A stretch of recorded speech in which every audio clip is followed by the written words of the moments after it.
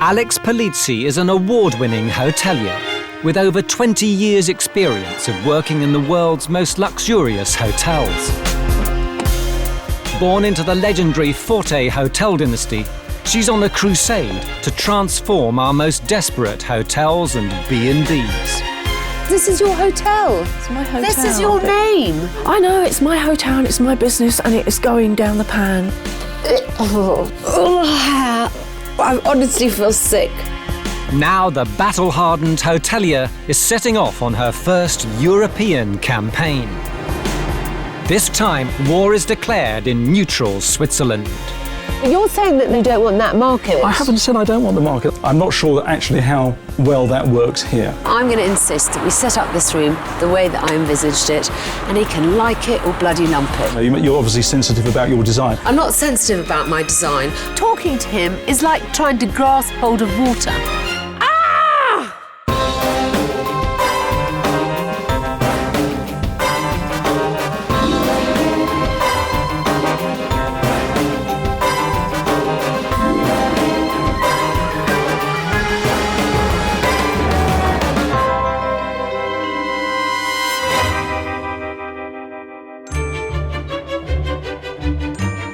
1 hour from Geneva, straddling the Swiss and French Alps, is one of Europe's largest ski areas, the Porte Du Soleil. With 25 million visitors last year, it's a hotelier's paradise. Bonjour Francis, Hotel Du Repos. Ça va? After more than a decade of successfully running a small B&B in London, Brits Michael and Liz Callis purchased the 14-bedroom Hotel Du Repos in the Swiss village of Val d'Illiers. So exciting! Oh, it's lovely. They dreamed of long days on the piste. Love it! Yes! And long nights on the schnapps. Cheers. But 1 year on, they find themselves on a very slippery slope. This hotel was number 26, which actually is my lucky number. And then they changed it, sadly, to number 13. Liz and Michael's bad fortune began with the staff. In the first year, there was a resistance to Liz and myself. We had staff who definitely identified with the previous owner and didn't want to stay, and they've gone. The couple have had to employ a whole new front-of-house team. Hello, Hotel Du Repos? Far from enjoying a snow-capped semi-retirement, they've been buried by an avalanche of work. Why is it so smoky? Liz, don't do that. Keep it closed. No. We're not doing the smoking. Don't be silly. I went skiing last year 5 times. I think it was 5 afternoons. I'm working morning, noon and night. My mother did actually say I didn't bring my daughter up to pool minus. Despite Liz and Michael's extra work, occupancy rates are peaking at a paltry 35%, even in high season. No, it's quite quiet now, very quiet tonight. If you were saying the only way you measure success is have you made a profit in the first year, the answer is no, we haven't, we've made a loss. That means it's not successful. When Michael said we'd lost money, I sort of felt terribly upset. Why? Why when we've worked so hard, and how could that happen? The hotel's just crashing, excuse me. I woke up this morning and I thought, what are we really doing here? I won't cry, it's all right. I won't cry. Liz and Michael must turn things around urgently before their dreams of a Swiss Shangri-La turn into a mountain of misery. It is going to work. So yeah, we're going to make sure of that. It has to work. They've sent an SOS to the hotel inspector.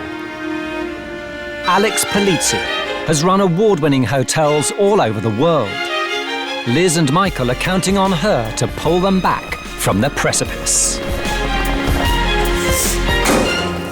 Bonjour. Hello. Bonjour. Hi. Nice to meet you. Nice to meet you. Thank you for coming. Hello, Welcome. Alex. I'm Alex, yeah, Hi, hi. I'm Liz. Very nice. Very lovely to meet you. Hello. It's nice to see the place is jumping. Yes, it is. It is really lively. It's really lively. Absolutely. Really lively. The whole village is here. Are you happy for us to sit down straight away and Delighted. do Absolutely. an initial chat Yeah, so I that think you so. can put me in the picture? Yeah. Right. Lovely. Fine.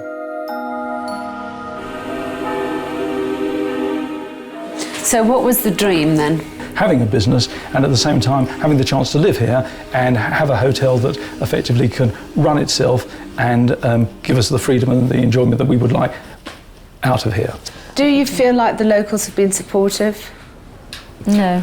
I gave my all to every single customer here, and I just tried so hard to make it perfect and work.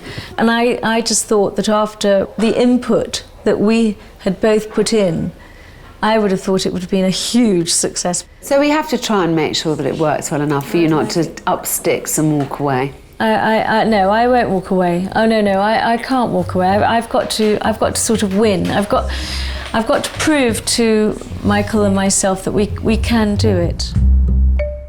First to face the hotel inspector's scrutiny are the Du Repos deserted guest rooms. The whole room looks appealing. I like it. There's 2 bedside lights, 2 bedside tables, slightly dodgy taste in art.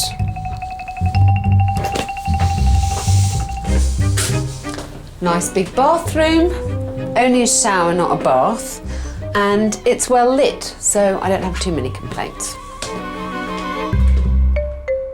The bedrooms are up to scratch for the target market of skiers and their families. British couple Liz and Michael Callis bought the Hotel Du Repos in the Swiss Alps a year ago. But their dream of an easy life abroad is going downhill fast. I think it's probably the most stressful thing I've ever done in my life. Despite being located in one of the busiest ski areas in Europe, their hotel is like a mountainside Mare Celeste. I just want it to be full and exciting and happy, and that's what I want. Yes. But okay. And it's not. They've called on Hotel Inspector Alex Polizzi to help turn around their fortunes. Having discovered the guest rooms are fit for purpose, Alex continues her investigation with lunch in the hotel's rustic bistro. I don't think you want that. I mean, it's lovely assiette Valesian, but it's a bit indigestion, I think. Salmon. Salmon's good. Do you like salmon? I do. It's steamed. Lovely. Sounds nice and With healthy. vegetables or with salad? With vegetables. And chips? No, thank you. Are you sure? Can I ask you something else? I see You that can. there's lots of workmen here. Do you do a set meal Yes. for them? How many of them do you normally have in? Lots. Many more than today. The local lunchtime market is vital to the Du Repos' survival. Unlike skiers or walkers, locals can offer income all year round. Alex wants to know why numbers are dwindling. Is it the food, the service, or the owners? Après, ensuite, c'est le saumon, poché, exactement. I know it sounds terribly simple, but did you say with salad? No, I said with vegetables. Okay, right. Sarah, would you ask Alex if she'd like some rice with her salmon? I think, or some barley. Rice or some barley with your salad. No. No, I'm having it with vegetables. Vegetables, okay. Okay, thank you. Can we have a fork, please, somebody? Her lunch finally arrives. Alex grills her neighbouring diners. À manger le menu. Ici, c'est bien, c'est bonne qualité pour l'argent qu'il demande. Ouais. I was asking this nice gentleman in the purple shirt whether he was local. He is. He works next door. He comes here at least twice a week for lunch. And they've just put up the prices from 18 francs here to 20 francs. He's not thrilled about the price rise, but no one ever is. The price hike from around £10.50 to £12 could explain the exodus of lunching locals. But Liz sees little point in trying to woo her Swiss neighbours. C'est trop? C'est trop. D'accord. When I arrived here, I thought everybody was wonderful and everybody's very sweet and very giving and very lovely, and they're not. We're strangers, but we're aliens. But it's not the locals that are driving the hotel inspector cuckoo.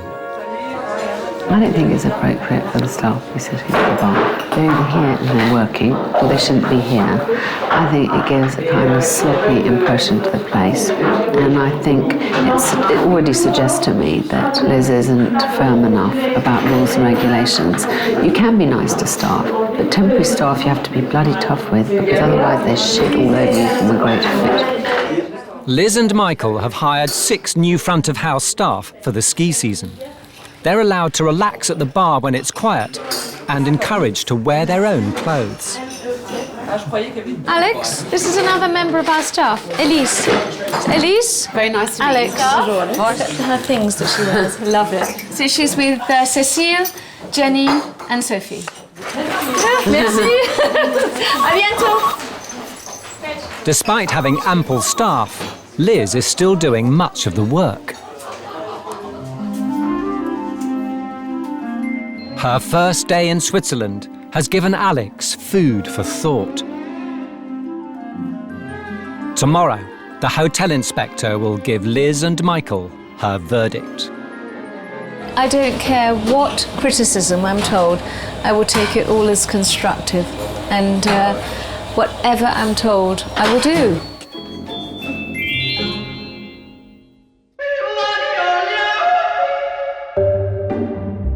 A new day. Time for the full continental. And the waitress has a strangely familiar face. Bonjour, Madame Polizzi. Bonjour. How are you? How are you? I'm fine. Tea or coffee? Coffee. Thank you, Liz. Liz is the kind of person who would be down here if she wanted to make sure that someone was being looked after. I don't think she has full confidence in her staff at all. So, obviously, that's something I've got to tackle. Next to the bistro is the hotel's formal dining room, complete with stunning valley vistas. Alex thinks she spotted a missed opportunity. This is the room next to the bar, and it's got the prettiest views in all the hotel. But, first of all, it's a bit too smart for the rest of the operation. And secondly, it looks dramatically underused. I've never seen anyone eat in here yet. It's time for the hotel inspector to confront Liz and Michael. First up, the way they manage their seasonal staff. The most obvious thing that I've noticed here, the blindingly obvious, is the lack of professionalism of the staff. What you're doing is you're employing a dog and you're barking yourself. You shouldn't be serving breakfast. You don't need to be serving breakfast, whether it's to me or to anyone else. You know, I don't think it's correct that they sit at the bar smoking cigarettes. When I was at lunch here yesterday, there was a gentleman who was very upset because he'd asked 3 times for his bill and his bill hadn't come. Now, he knew that those girls worked here. He doesn't know they're on a break, that they're not supposed to be here. So as far as he's concerned, he's being ignored. Also, I think that there has to be a minimum dress code for your staff, that whether you like that tall girl style or not, to me, it looks very underdressed. You don't want someone to be fashionable who's serving you. You don't care. You want them to be efficient. I don't want to come into a bar and wonder who I'm supposed to ask for an order. So some way of noting that they work here would be quite helpful. The boundaries are too blurred. I think with short-term staff, you have to lay down the rules immediately, and then you can be nice to them 3 months down the line. But in the beginning, they're going to take you for a ride. Next, the question of the set lunch menu. You don't want to price yourselves out of a local market. I would rather have workmen in eating where I make 2 francs profit and having a few people in there who are enjoying themselves and making it busy and also making it seem authentic to the people who come and visit. And last but far from least, for a hotel with 14 bedrooms, Alex has spotted a large omission. What you don't have anywhere is anywhere for residents to sit. Lovely as that is, and kind of atmospheric as it is, it's not very comfy. I mean, if you think it becomes dark at 3:30, 4 o'clock in the afternoon, they come back here, they've got nowhere really to hang out apart from their rooms. This has the best views, and it's being massively underused as far as I can see. What I would like is to see a kind of quite modern, low tables and couches, and not have... I'd like to not make this so formal.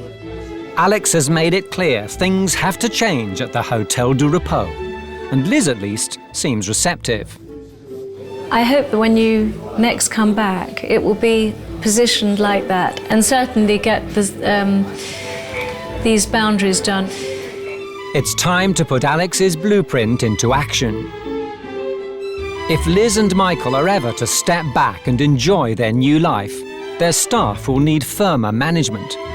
Uniforms will make them look and feel more like professionals. Unlike tourists, the locals offer potential year-round income, so they shouldn't be overlooked. Michael must reconsider the rise in the set menu price. Finally, the formal dining room needs to be replaced with a cosy lounge for both weary skiers and locals alike. Only then can Alex begin to tackle the low occupancy rates. Thank you both. Thank you. Thank you so much. Bye. Have a good trip. Bye. I thought that Alex's suggestions were extremely constructive.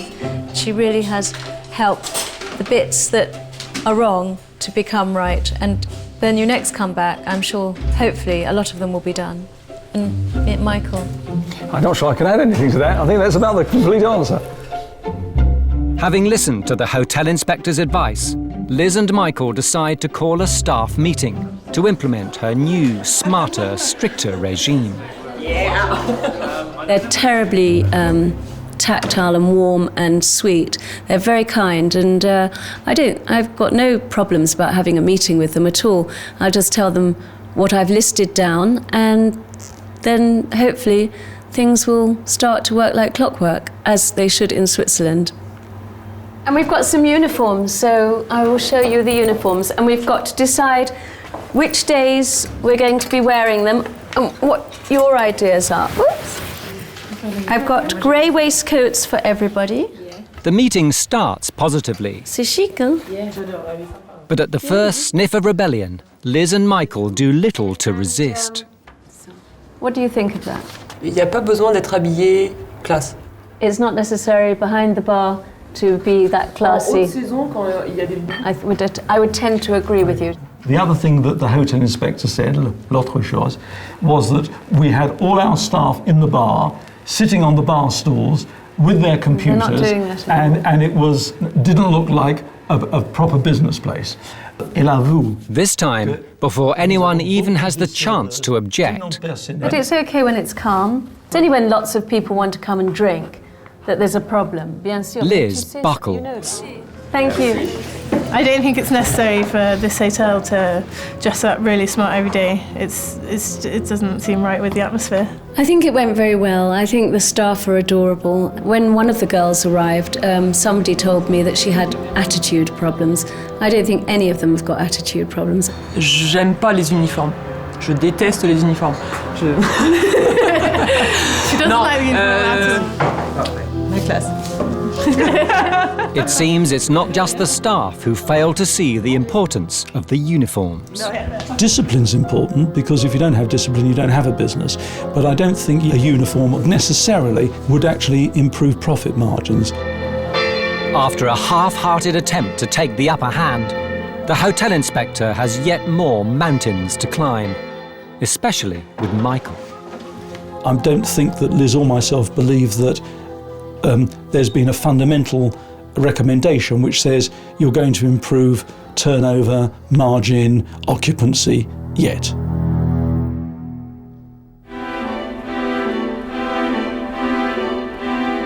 A month has passed since Alex first visited Val d'Illiers.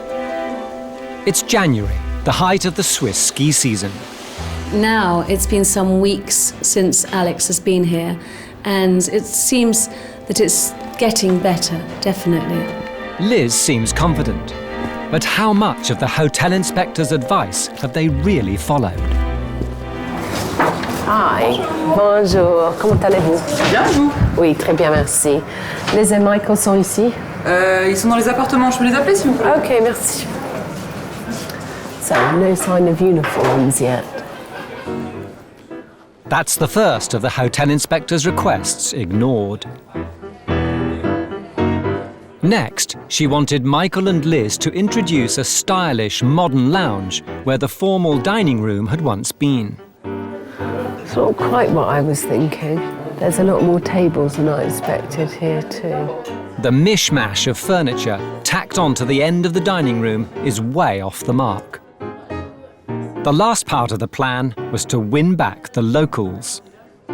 Michael and Liz have failed to agree that raising the set menu from 18 Swiss francs to 20 may be keeping the locals away. It's quiet in here, isn't it? I wonder if it's because the hotel across the square is now open, and I wonder if some of their workmen have gone over there for their lunches. Hello. Oh, how are you? Lovely to see you. Thank you. How lovely to see you It's 3 in too. Switzerland. How are you? How's everything going? Yes, quite well, thank you. Yes. Oh, I see you decided against the uniform. Frankly, it almost looked a little bit too formal, particularly during the day. Well, I see it's emptier in Yes. here. Do you know why? Largely due to the fact that last year we had an enormous amount of building work going on in the village. And it's nothing to do with the hotel across the way being open again. No, in fact, that's always been open. The only thing across the road is they just don't open 7 days a week.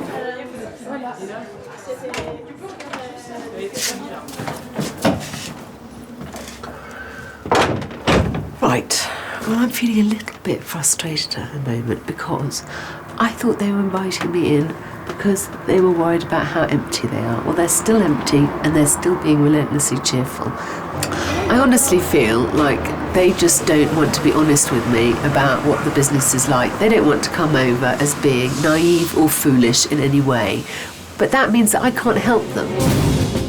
British hoteliers Liz and Michael Callis bought the Hotel Du Repos in the Swiss chocolate box village of Val d'Illiers 12 months ago. They dreamt of living the high life in the mountains. But far from being able to sit back and enjoy the view, they found themselves snowed under. The previous staff that we took on said they would do all the cleaning down here, and I've been 2 days getting all the rubbish out. For little reward. If you were saying the only way you measure success is have you made a profit in the first year, the answer is no, we haven't, we've made a loss. That means it's not successful. Award-winning hotelier Alex Polizzi is on a mountain rescue mission, but she's struggling to get her message across. Convinced they've had a frosty reception from their Swiss neighbours, Michael and Liz are struggling to attract local diners. They've even raised the price of the once popular set lunch menu. The hotel inspector decides to check out the competition across the square to see if they are busier. At the Communal, the lunch is 2 francs cheaper.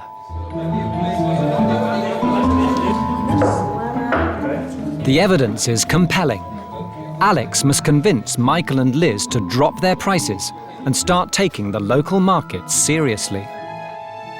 Well, I didn't bring you out here today just as an excuse to get out into lovely sunshine. I brought you out to remind you of the 1,600 people who live in this valley, as you told me, who are some of your potential clients. Yes. Yeah. I mean, I have to say, I did go and check in the hotel opposite, and there were about 20 workmen in there. Were so, there? why do you think that is? Gosh. Well, I'm not sure whether the one reason is that our menu is 20 francs and theirs is 18. Yeah, but I can't honestly believe that you lose money on 18 francs because you still have a chef in the bloody kitchen and you still have a waitress in the restaurant. It's possible to make a margin on anything, isn't it? It just depends what you serve. Well, I'd much prefer to be full for less, but that's what I said. I said when you put the prices up, that's what I said. But it's something that you wanted to, you decided that we had to do it. And what I want to remind you is that there's still 1,600 people. But with here. respect, the 1,600 are not the people we're discussing in the communal today. No, but you're saying that they're not and you don't want that market. Well, then you have to find another market to replace it. I haven't said I don't want the market. I'm interested in having as much as possible. You've said to me that you made a decision to put up the menu to 20 francs because you weren't making your margin, which is fine. So you either do that, either put it back down and you have some workers back, or you have the menu up and you make an effort to try and get some customers from another customer base. Yes. I don't think they're ever going to come to us, the local people.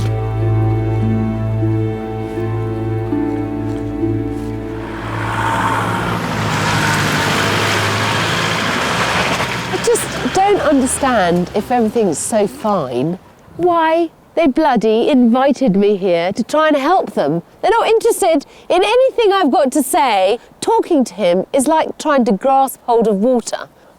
Ah! Back at the hotel, Alex turns to the problem of the stuffy, formal dining room. After seeing Liz and Michael's disappointing efforts, she's come up with a design of her own. The lounge. I would like to make it more of a sitting area. These are your existing sofas, and we're suggesting adding a few tub chairs. I'd like to add a banquette all the way along the back wall and use your existing table so that if you have a big party, for example, 14 people, they can all sit in what is essentially a private dining room. That's a lovely idea, I think. I think it's absolutely delightful to have a proper seating area. And the other thing as well, Adrian, I don't also have so much of a problem in saying to people, I'm terribly sorry, we're full. We're full. Michael is happy with one of Alex's suggestions.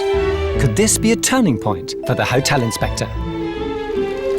All day I've been feeling that what I said on my last visit has been completely ignored. They've made no attempt at all to change anything about how they were running the hotel. But finally, I think I see a difference. Michael actually wrote some notes during this conversation. I suppose I'm going to have to wait till my next visit to see if any of it has really sunk in.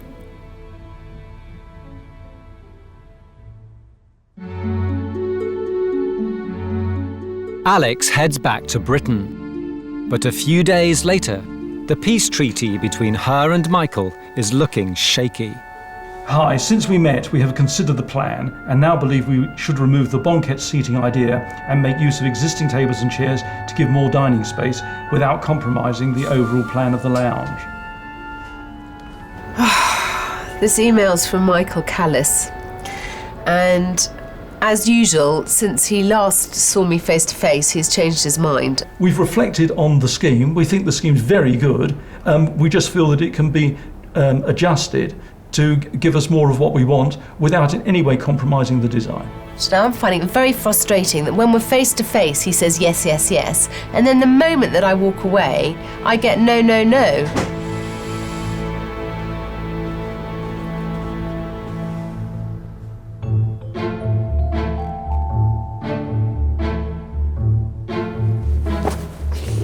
A fortnight later, and Alex is on her way back to Val d'Illiers.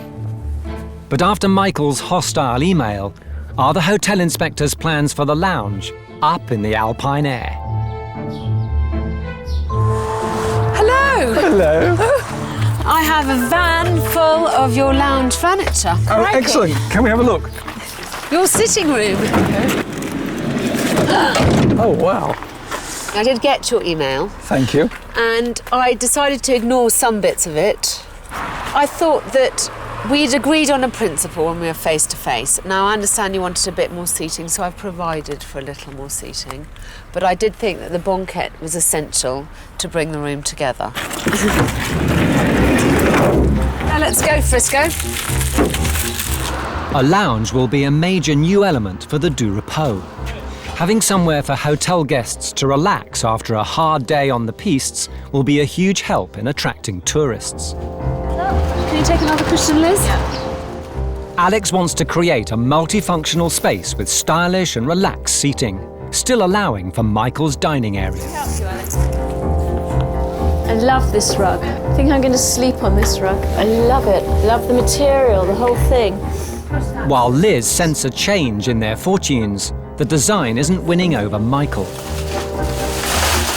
Would it work just as well if the banquette seating was at this end rather than at that end? Well, I've designed the lounge so that people can sit around that fire, and I would like very much that we at least initially set up the lounge as I envisaged it. Right, okay, fine. So we trust you. You're going to have to, don't we? Yeah, well, no, the answer is the honest answer is I'm looking forward to seeing it. I'm not being negative about it. I find Michael just incredibly irritating, and finding it quite hard to keep my temper. Now I'm going to insist that we set up this room the way that I envisaged it, and he can like it or bloody lump it, as far as I'm concerned. You've got the arm end, so right. That end. Swing it around here. All that this will do is give us effectively seating for 14. But we could actually have another table in here if you'd like to. You could actually separate out so that you could just do 4 and then another 4 there. Well, however much you move the tables, effectively you've got a combination of 6 people, if you like, sitting together. Well, I don't agree with you, actually. Having run a lot of restaurants, I think it's extremely acceptable for 2 people to be sitting here, 2 people to be sitting opposite, or it can be all put together and be used for 14. Right. I'm not sure actually how well that works here. That's all. It's perfectly acceptable, Michael. Right. Well, on the other hand, of course, if you turn them round effectively a rectangle, you can have one of the banquette in that direction and one of the banquette in this direction, so they have 2 tables, and you'd still have your. I know, but it would look horrible. I absolutely do not see what your problem is. Yes. But while I'm here, I completely refuse to. You can ruin my design by having 2 tables shoved in a corner and put this way. No, I recognise you've done a lot of work and a lot of thought in terms of, as you said, you're obviously sensitive about your design. I'm not sensitive about my design. I just think that you're being kind of quite blinkered about the way that you look at how people sit. What I've tried to give you is a pretty multifunctional room, which you didn't have before. Yes. Michael may be unsure about the concept, but where there was once a stuffy, often empty dining room, there now stands an inviting new lounge. Deep sofas, modern rugs and low tables tick the boxes, while leaving an elegant space for dining. At last, hotel guests will have a place to relax and socialise.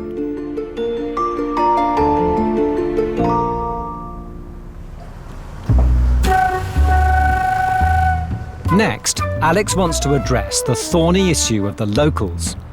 She's wondering if the British are really as unwelcome as they fear. Those 2 very charming gentlemen said that they're very fond of Liz and Michael, that they're pleased they're here, and that the only reason that more people, more locals don't frequent them is because they've put the prices up, and the Communal hasn't. Do you think that they have good local support? I think, yeah. It's not easy, really, if you come from outside here to get well with people. Now there's just the small question of persuading Liz and Michael. I have been out and about talking to people, talking to locals about you, about the hotel. There is a universal liking for you both. Oh. Yes, Liz, there is. And your paranoia must cease, young lady. It really must. But I would very much like, when I next come back, that we have a little drinks party, A, to introduce some people to the new lounge, and B, to show everybody that you're here to stay, which I think is something that has enormous resonance here. The party could help build bridges and attract more local business. Finally, it's time to unveil the last phase of Alex's plan. Right, well, I know I've gone on a lot about the lounge and this room and how we needed to change it, but there was method in my madness. I've arranged for some people who organise short breaks, adventure breaks in Chambéry and the surrounding area, and who are always looking for hotel rooms for their guests to come and inspect the hotel. Oh, excellent. Oh, thank you. It's very exciting. Alex hopes that with their 15 years in the business, the Winter Adventure Company will be impressed with the changes and bring in a whole new set of potential customers. Have a good flight. Thank you, bye. But will Liz and Michael actually follow the hotel inspector's guidelines? Success or failure is now down to them. Oops. I'll kill myself on the Hoover. They start off taking the looming visit seriously. Yes, I think there's plenty of cupboard space in here. Even the staff, working like a freshly waxed pair of skis, are in uniform.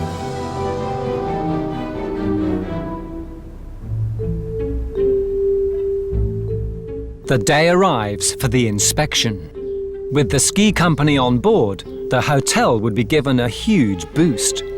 I think we have a very nice product here, and I'm sure that he will. And, you know, chacun a son goût. I mean, each and everybody has different ideas and what they like and what they don't like. So I think he's going to like it. And if he doesn't like it, he doesn't like it. Yeah, hi, John from the Winter Adventure Company. Hi, nice to Liz. meet you. Hi, Nice to very meet you nice too. to meet you Okay, too. John and his business are in need of more hotel rooms in the area for his clients.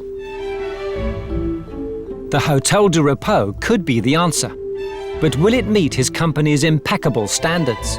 And can Michael stretch to selling the new lounge?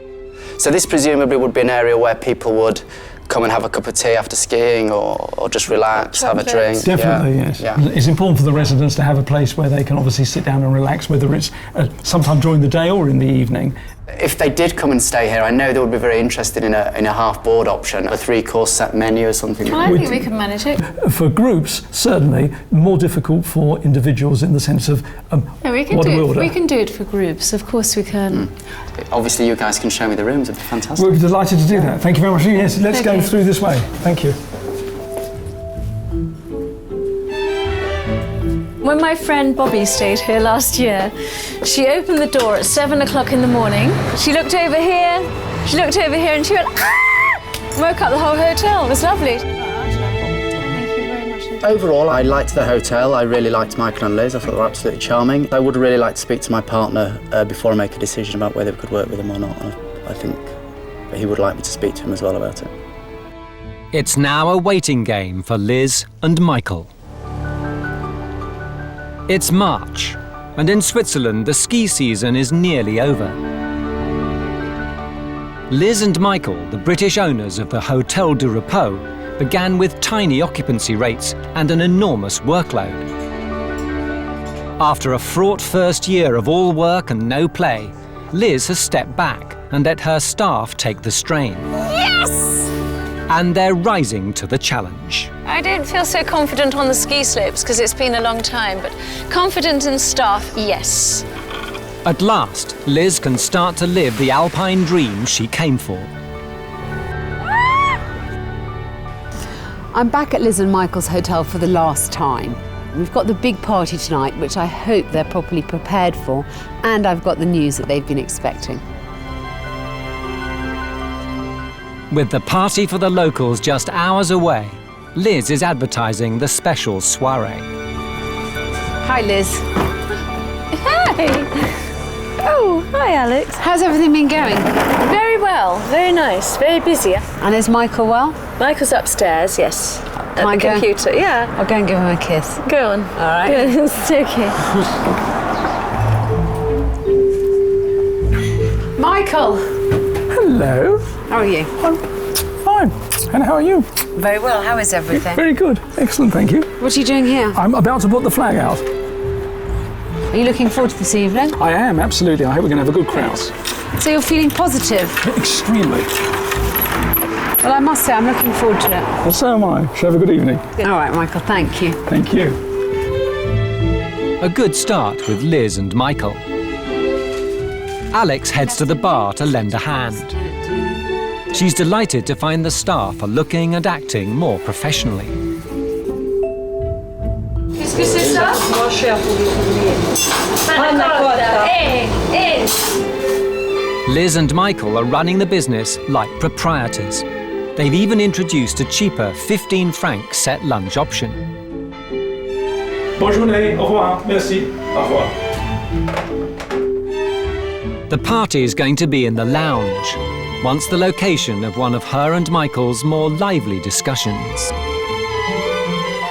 Now, under candlelight, it looks stunning and is ready for the staff to work their magic. Team! Hello! Oh, this is wonderful. There's lots of people outside. Il y a beaucoup de monde. Oui. On commence à travailler. Allez, c'est parti. Bien? On y va. Good, good. Go, girls.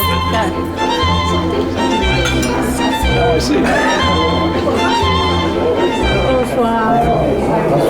Comment allez-vous? Ça va bien, merci. Chin chin. À votre santé. Merci beaucoup. À votre santé. Santé. They think it's very nice here. This is a special evening, and they said a very special evening for a beautiful room. The steady stream of local guests is bringing the hotel to life, and the feedback couldn't be better. Santé. Vous aimez bien le salon? Oui, j'aime bien cette chose. This gentleman has said that before this was a dead space. He would never have come in here. It's a lot better than it was before. Parfait, merci beaucoup. The evening is a roaring success. Even Michael appears pleased. It would be our really sincere hope and wish that we have made people happy this evening. And I think from the noise and the buzz, It's lovely. I think so. I hope so. Thank you so much, Alex. 3 months ago, when the hotel inspector first arrived in Switzerland, Liz and Michael feared their dream hotel was overrunning their lives. Now, things are looking up at the Hotel Du Repos. I mean, when I first came here, one of the things that you talked about was the difficulty of achieving a work-life balance. Liz was much more I'm a completely nervy. different person. Yeah, absolutely. What about you, Dol? Yes, absolutely. I think that the team's much better in place now, and I feel very relaxed about leaving them to get on with it. It certainly runs very well without us. So I've also got news from John of the Winter Adventure company, who said that he loved the hotel, but specifically he's definitely going to use you for his ski clinics. So he's planning on doing about 10 weeks worth of ski clinics, a week at a time, with about 6 people involved on every occasion. Well, that's lovely. Well, that's fantastic. Thank you. Thank Well, you. it'd be really excellent. Well, hopefully another 60 rooms sold is never something to sniff at. Absolutely. Fantastic. Good. Thank you. I have found this hotel particularly testing, but I'm relieved to see that Liz and Michael are finally starting to implement some of my suggestions. And I honestly believe that I've set them on a good track to have a much more successful season next year.